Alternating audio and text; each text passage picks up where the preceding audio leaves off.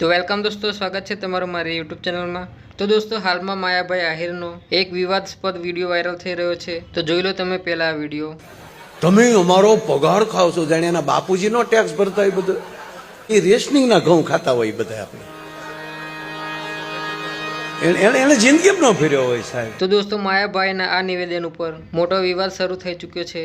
તો આ વિવાદ ઉપર મેહુલ બોગરેએ શું કહ્યું, જો વિડીયોમાં। એક ચાટુ કલાકાર જે પોતે પહેલા વિરોધ કરતા, બોલે એના બોર ખપશે, એ આ મોદી સરકારે સાબિત કર્યું।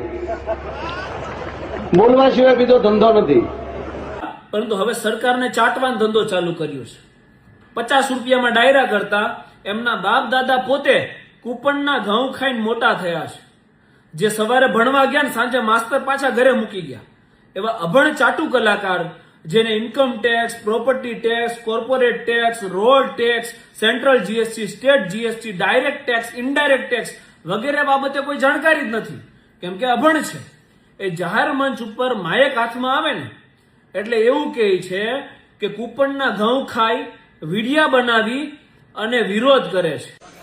તમે અમારો પગાર ખાવ છો, જાણે એના બાપુજીનો ટેક્સ ભરતા હોય, બધું એ રેશનિંગના ઘઉં ખાતા હોય બધા આપણે। એને જિંદગી ન ફેર્યો હોય સાહેબ।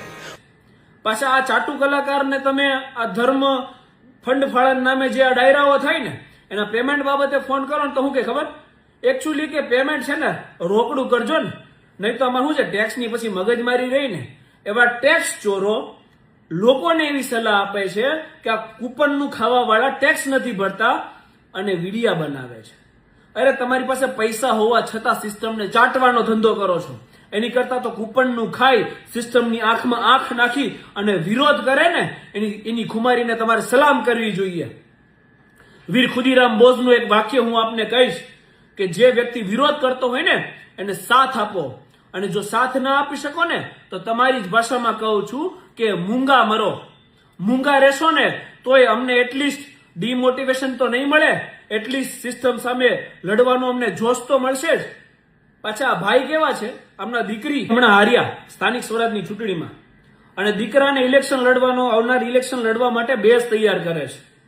હવે જયારે હાથ જોડીને વોટ માંગવા આવે ને ત્યારે આપણે યાદ રાખવાનું છે કે આપણે કૂપનના ઘઉં ખાનાર છીએ, આપણે વોટ કોને આપવા, અને આમને યાદ દેવડાવવું પડશે આપણે કે જે કૂપનના ઘઉં ખાવા વાળા તમને ખંભે બેસાડીને આસમાન દેખાડે છે ને એ તમને જમીન ઉપર રહીને તારાય દેખાડી શકે।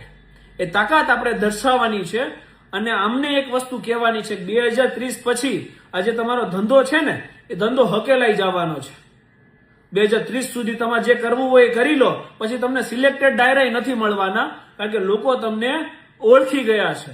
એટલે તમે જે ધર્મ ફંડ ફાળા ગાયુના નામે જે ડાયરાઓ કરી અને જે ચરી ખાવ છો ને એ ચરી ખાવ।